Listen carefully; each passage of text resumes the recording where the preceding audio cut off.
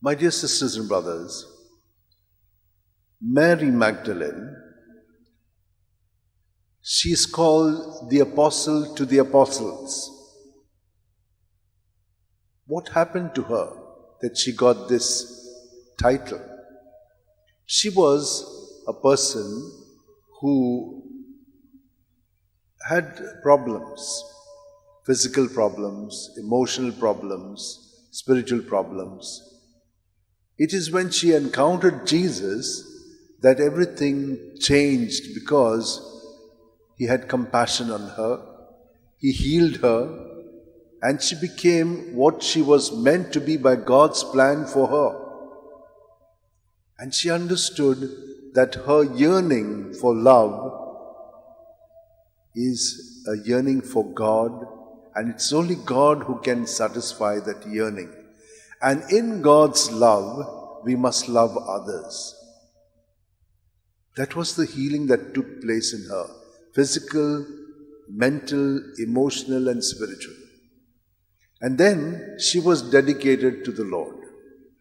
She served Him in the other, no longer serving herself in the other, but the Lord who is in her is serving Him in the others. So in Him we live, move, and have our being became her experience. That is why she was daring. The other apostles, they got frightened when Jesus was crucified. None of them remained there. But she stood at the cross with the mother of Jesus, Mary. And there was another woman. So these were who remained there. But it is said about her that she was always a leader. Her name is always mentioned first. And that is why she was daring, after the death of Jesus and burial, to be the first one to go to the tomb. It's quite a scary experience. But because of her love, she took the risk, went, saw the empty tomb, and also encountered Jesus. Something like this happened to Ignatius. He was living for his own glory. He wanted to brag and show that he's a great guy. And in those days, it was sword fighting.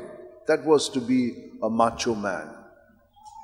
Now, all the time he was thinking of his glory. But when Jesus became his experience, then everything of himself went away. And now he started saying, I'm not living for my glory. I'm living for the greater glory of God. Everything that I do, everything that I say is never for me, but like Jesus, who did everything for the glory of His Father. Jesus, who dwells in Him, is also continuing to do the same work for the glory of the Father. And that is how he was completely transformed, reformed, and conformed to Jesus. And so, he has given a perspective to this band of men who are Jesuits centered on Jesus. Like Jesus, they are also today continuing to live for the greater glory of God, not for themselves. Anything that they do is never for themselves. It's always in union with Jesus, who does things through them to bring glory to the Father.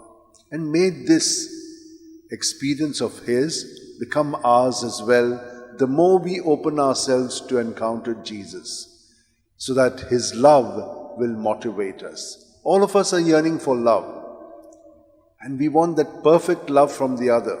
But no one can give us perfect love by themselves, because we are all self-centered. It's only when we are centered on Jesus, then that our love will become more and more perfect. Let us pray for this grace in this Mass. Let us hold our hands like this for a while, close our eyes, and be present to Jesus, who is always with us at every breath. He brings His goodness to us, but since we are filled with our own selfishness, we have no room for Him. Let us empty all of that as we breathe out. Let us take it out in His name, and He will free us internally so that we are filled with His love and His presence, which will motivate us to do all things for the greater glory of God.